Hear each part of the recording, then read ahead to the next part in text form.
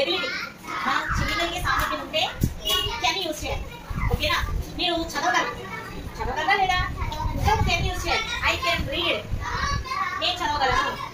రాయగలరా? రాయగలరు. కాబట్టి ఏం యూజ్ చేయాలి? I can right. మీ అందరికీ నేను కొన్ని పనులు చేయగలరు. సో అక్కడ కెన్ యూజ్ చేయాలి. ఓకేనా? తర్వాత రేపు ఇంకొకటి నేర్చుకుందాం.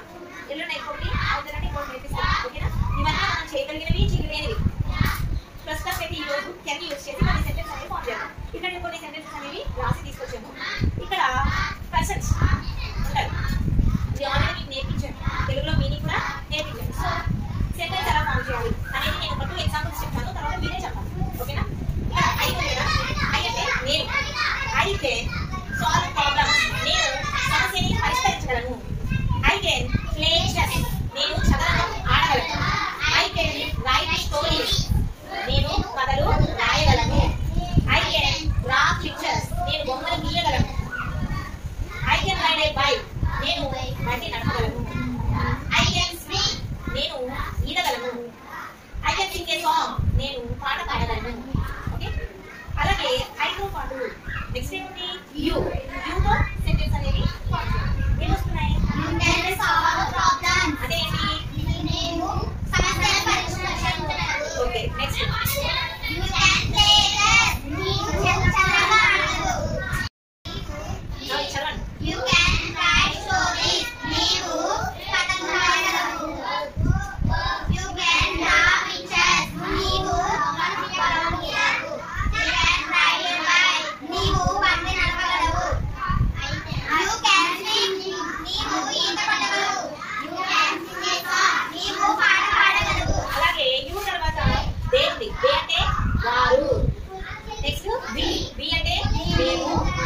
Very good.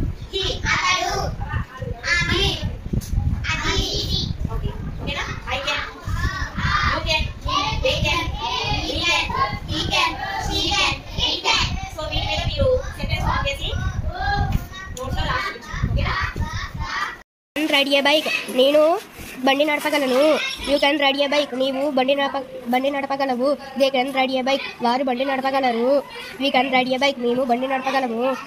He can ride a bike, అతడు బండి నడపగలడు. She can ride a bike, ఆమె బండి నడపగలదు. It can ride a bike, అది బండి నడపగలదు. Very good.